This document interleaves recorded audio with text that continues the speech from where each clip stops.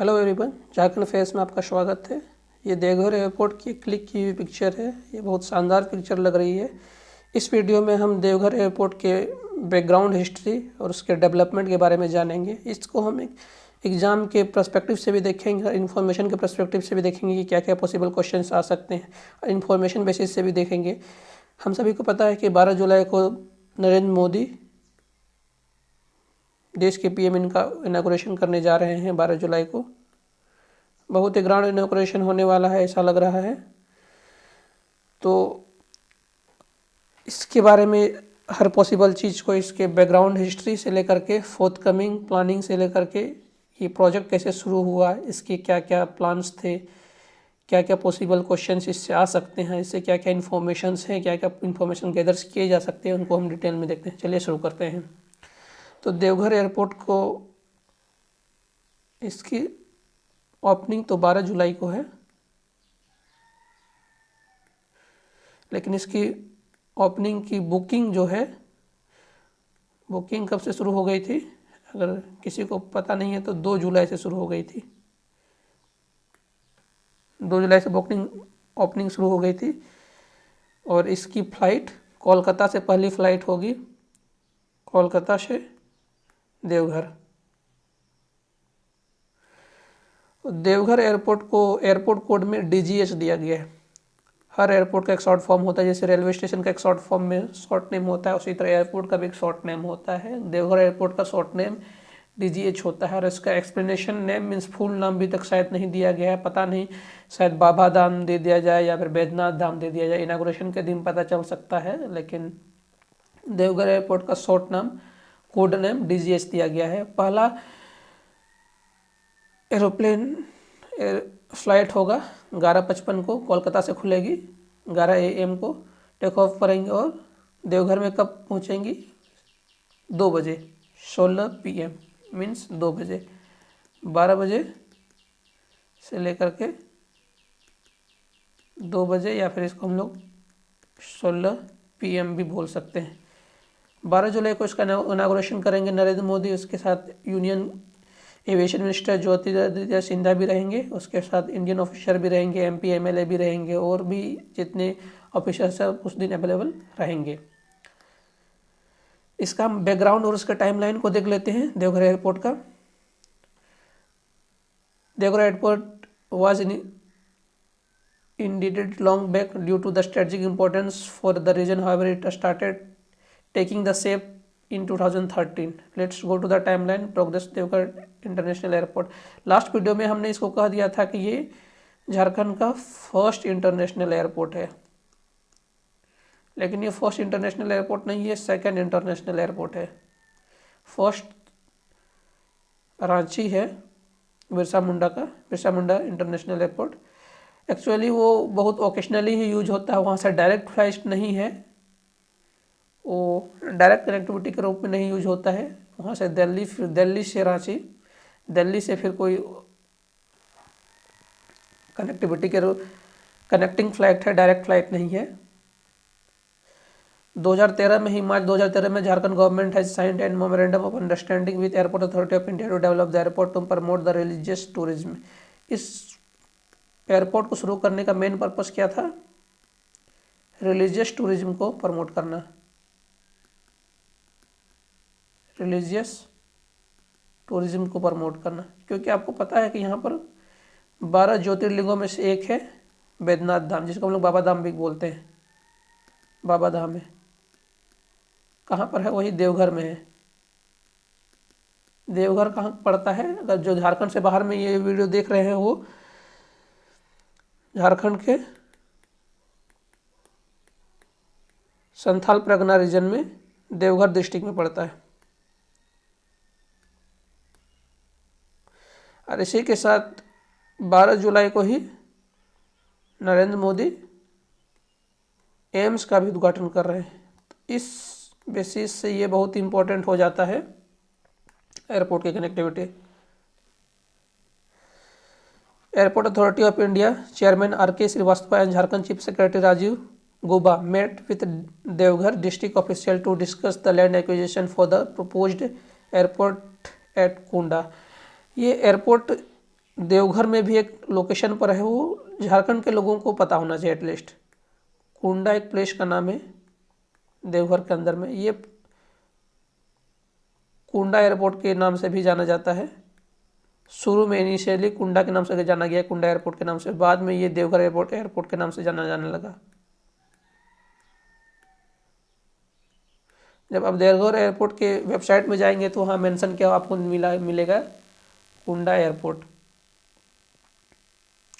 ये 2000 एयरपोर्ट में land acquisition के लिए एयरपोर्ट अथॉरिटी ऑफ इंडिया के चेयरमैन और उसके साथ देवघर एयरपोर्ट के डिस्ट्रिक्ट ऑफिसर से बात होने लगी।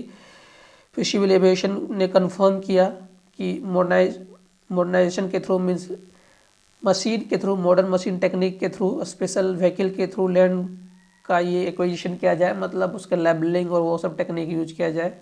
फिर 2016 में Indian minister of state civil aviation advised on MOU has been sign between the Indian government and Jharkhand government and ministry to develop Kunda Deoghar airport. देखिए शुरू में तो आजकल देवघर एयरपोर्ट बनने लगा, लेकिन शुरू में जो लोकेशन है वो एक्चुअल लोकेशन क्या है, कुंडा है।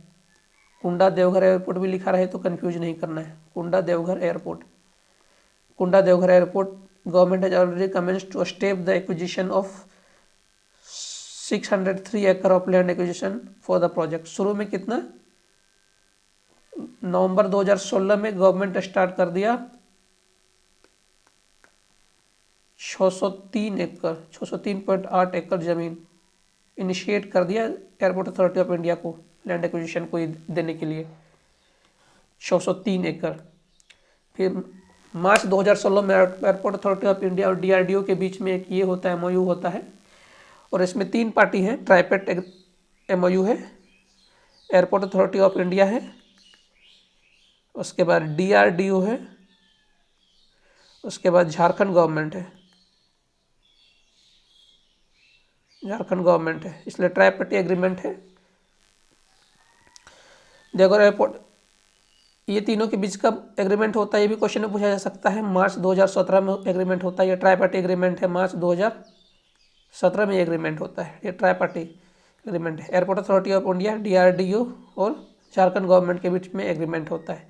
ये क्वेश्चन में से ही पूछा जाता है, गवर्नमेंट ऑफ इंडिया इसमें है तो गवर्नमेंट ऑफ इंडिया इसमें नहीं है। गवर्नमेंट ऑफ इंडिया के, ये सब गवर्नमेंट ऑफ इंडिया के थ्रू ही एग्रीमेंट कर रहे हैं उस तरह से नहीं। अगर ये ऑप्शन में है तो आप इसको ही ऑप्शन में दीजिएगा। एयरपोर्ट अथॉरिटी ऑफ इंडिया है, अगर DRDO है, ये ही ऑप्शन में चूज करना है।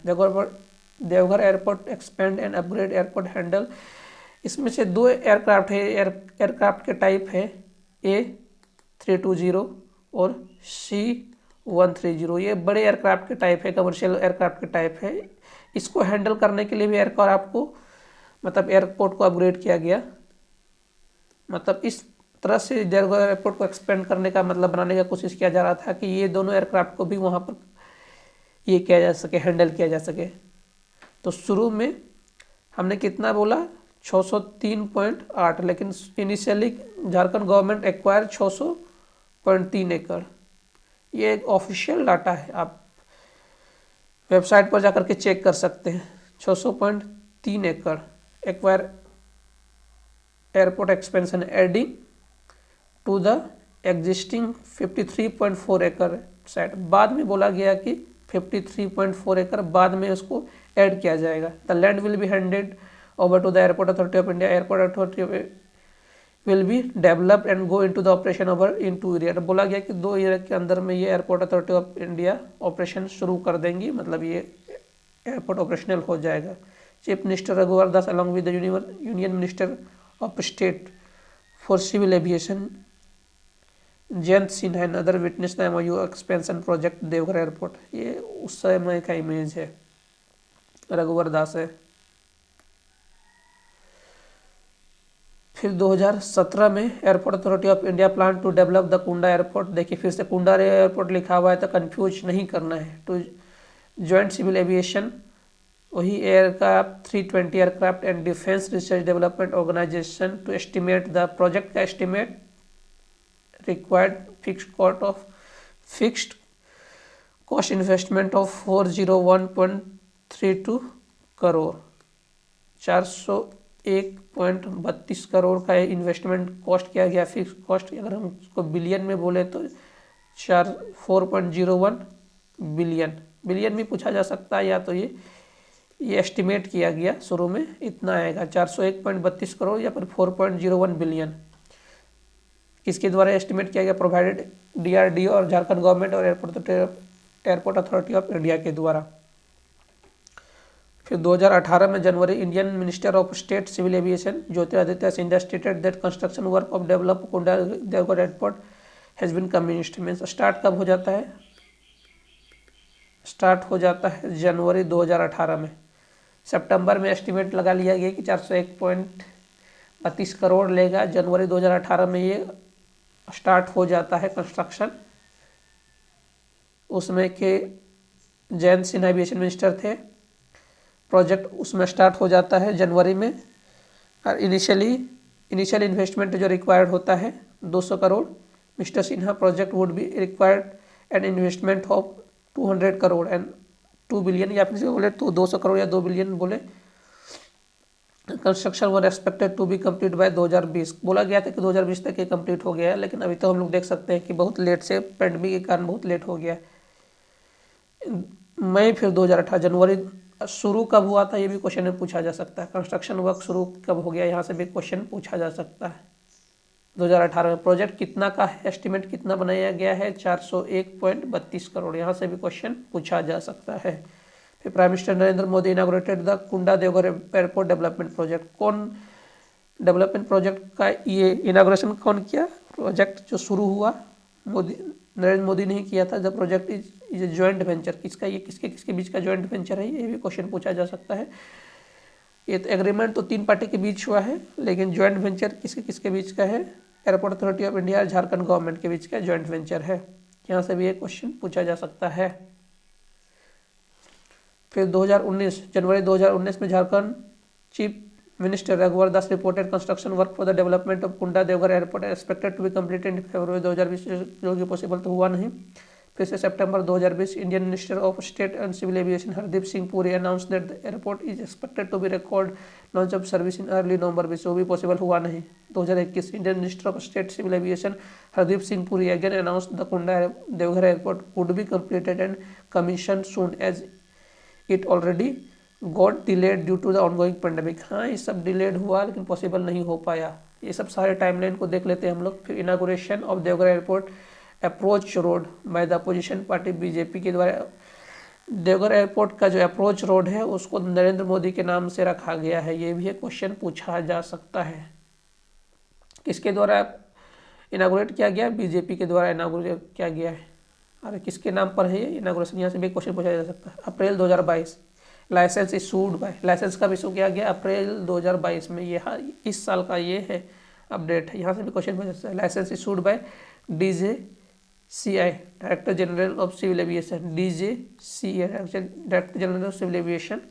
Initial permission is given to the domestic flight. Initial permission किसका दिया गया? Domestic flight for the day time only. शुरू में डे टाइम का है। Night flight and international flight permission would be granted in coming days, बाद में दिया जाएगा। 7 जून 2022 ये डेट इंपॉर्टेंट है, इसको याद कर लिया। यहाँ से भी क्वेश्चन पूछा जा सकता है। Landing and take off trial किया गया। Landing of take off trial कब किया गया है? 7 जून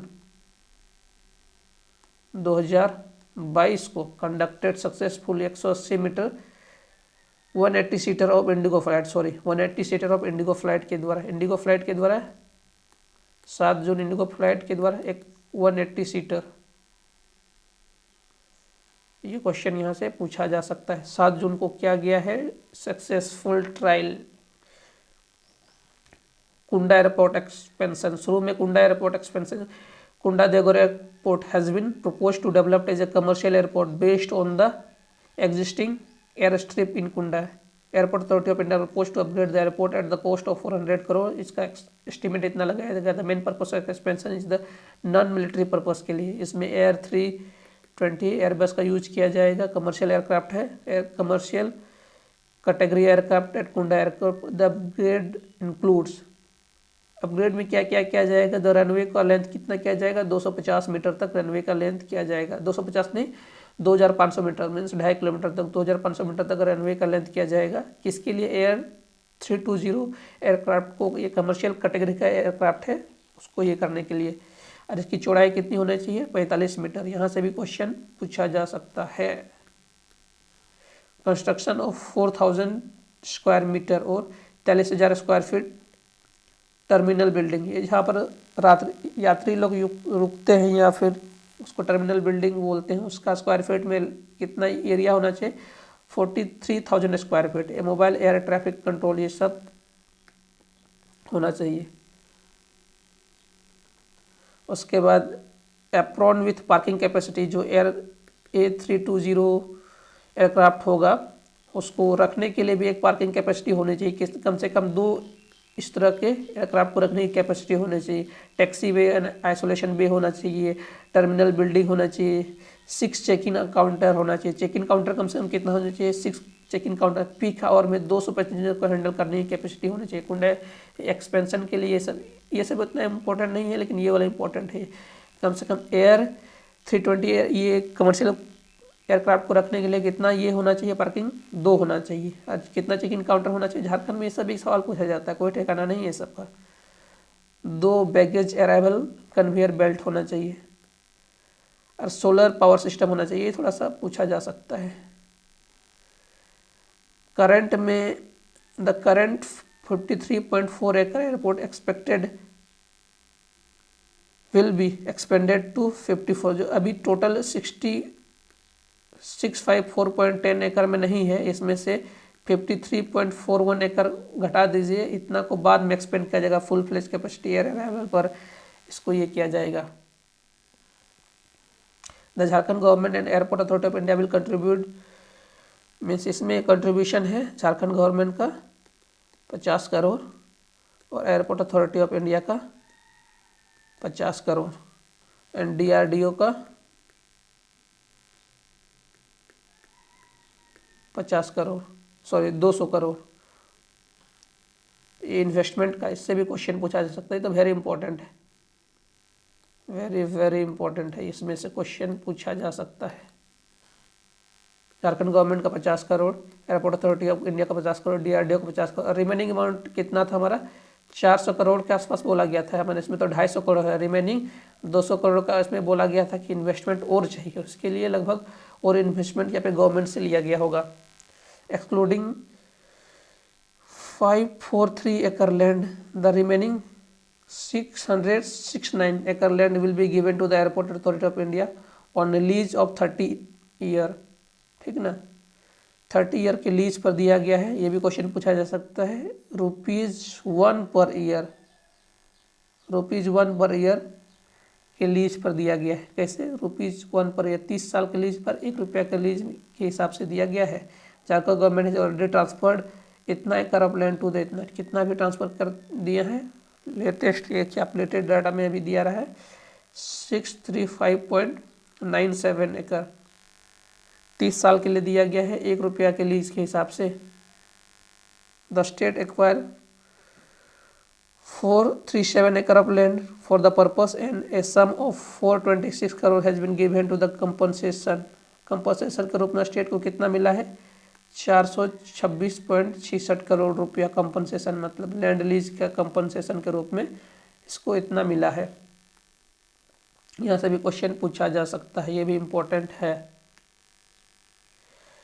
इससे बेनिफिट क्या क्या मिलेगा, इससे बेनिफिट तो बहुत हमारा हो सकता है। ये संथाल परगना रीजन का पहला इंटरनेशनल फ्लाइट है, ये कनेक्टिविटी को बढ़ाएगा। उसके बाद यहाँ पर टूरिज्म को बढ़ावा देगा। उसका कनेक्टिविटी, इस साइड का एरिया बंगाल से भी कुछ एरिया इधर सटा हुआ है, कुछ एरिया ये बिहार से भी सटा हुआ है, उसको कनेक्टिविटी को बढ़ावा देगा। बैद्यनाथ धाम के दर्शन के लिए बढ़ावा देगा एम्स से, यही सब है टूरिज्म और लाइवलीहुड। उसके अलावा गिरिडीह में हमारा जैन टूरिज्म को बढ़ावा देगा। लोकल कनेक्टिविटी और कमर्शियली इसका यूज हो सकता है, कमर्शियल पर्पस के लिए एक्सपेंड किया जा रहा है।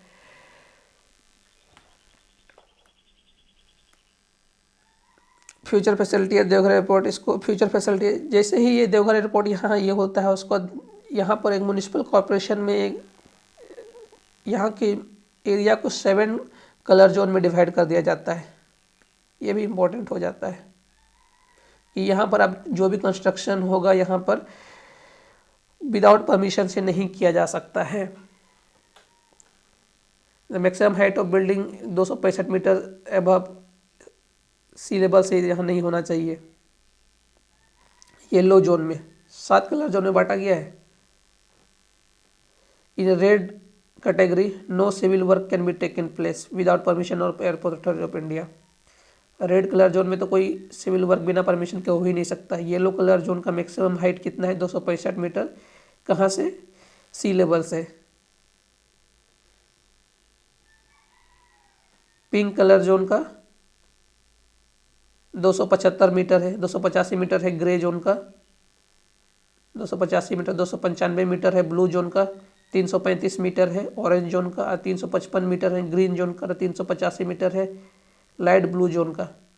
Any kind of construction work has been abide by and restricted due to the clearance of airport authority of India and civic bodies. या क्योंकि यहाँ पर इंटरनेशनल एयरपोर्ट और डोमेस्टिक एयरपोर्ट खुल चुका है, तो अब विदाउट प्रियर परमिशन के अब कुछ नहीं किया जा सकता है यहाँ पर। इसके आसपास के जो एयरपोर्ट पहले से है उसको भी हम लोग देख लेते हैं। हमारे से पहले से एक पहला इंटरनेशनल एयरपोर्ट है झारखंड का, बिरसा मुंडा इंटरनेशनल एयरपोर्ट, ये ऑपरेशनल है। एक Atal Bihari Vajpayee international airport, Atal Bihari Vajpayee international airport इसका नाम रखा जाएगा, ऐसा लग रहा है, मेंशन किया हुआ है। देवघर, अटल बिहारी वाजपेयी इंटरनेशनल एयरपोर्ट देवघर, इसका कोड DGH रखा जाएगा। ये भी इंटरनेशनल है, ऑपरेशनल नहीं है। इंटरनेशनल में तो ऑपरेशनल नहीं है, लेकिन 12 जुलाई से ये डोमेस्टिक में ऑपरेशनल हो जाएगा। सोनारी एयरपोर्ट जमशेदपुर, इसका कोड है IXW। हर किसी का कोड रहता है। ये डोमेस्टिक है, ये ऑपरेशनल है। ये बोकारो एयरपोर्ट, ये प्राइवेट है, ये भी ऑपरेशनल है। चाकुलिया एयरपोर्ट चाकुलिया, ये डिफेंस है, ये डिफेंस है तो इसको हम लोग उस वे में नहीं देखेंगे, इसका क्लोज है कि ऑपरेशनल है। धनबाद एयरपोर्ट, ये DBD डोमेस्टिक है, ये भी ऑपरेशनल नहीं है। दुमका एयरपोर्ट सिद्धू कानू एयरपोर्ट के नाम से भी जाना जाता है, ये डोमेस्टिक है, नॉट ऑपरेशनल है, नॉट फॉर पब्लिक। एक धलबामुघर एयरपोर्ट जमशेदपुर, ये डोमेस्टिक है, फ्यूचर प्लान के लिए ये सब एयरपोर्ट है झारखंड में। अटल बिहारी वाजपेयी इंटरनेशनल एयरपोर्ट देवघर, इसका नाम रखा जाएगा। ये भी बहुत इम्पोर्टेंट हो जाता है। अब देखते हैं, ये तो एक्सपेक्टेड लग रहा है, इसका नाम रखा जाएगा। देखते हैं क्या होता है अनाउंसमेंट में। क्लोजेस्ट इंटरनेशनल एयरपोर्ट इसके आसपास में कौन कौन से हैं? In Kolkata is nearly at Delhi international flight from new Delhi and Kolkata, सबसे नियरेस्ट है जहाँ से इंटरनेशनल फ्लाइट मिल सकते हैं। पटना से हम लोग को मिल सकता है Lok Narayan Jayaprakash international airport Patna, 255 kilometre में है। काजी नजरुल इस्लाम एयरपोर्ट दुर्गापुर RDP, इसका कोड है 168 किलोमीटर, ये भी डोमेस्टिक कैटेगरी में है। Birsa Munda international airport IXR 250 kilometre है, इंटरनेशनल एयरपोर्ट है। ये Netaji Subhash Chandra Bose international airport CCU 320 kilometre, ये सब सारे कोड है, ये इंटरनेशनल एयरपोर्ट है। 2 इंटरनेशनल एयरपोर्ट है सामने में, एक रांची वाला, एक नेताजी सुभाष चंद्र बोस इंटरनेशनल एयरपोर्ट। ये बहुत ही शानदार पिक्चर है।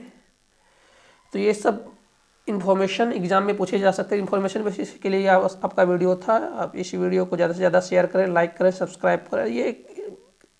ये जो हमारा जो नाम के बारे में था अटल बिहारी वाजपेयी इंटरनेशनल एयरपोर्ट, ये एक्सपेक्टेड है, ये वेबसाइट में मेंशन किया हुआ है। अब लग रहा है कि यही नाम रखा जाएगा। हम लोग देखते हैं इनागुरेशन के दिन क्या नाम रखा जाता है।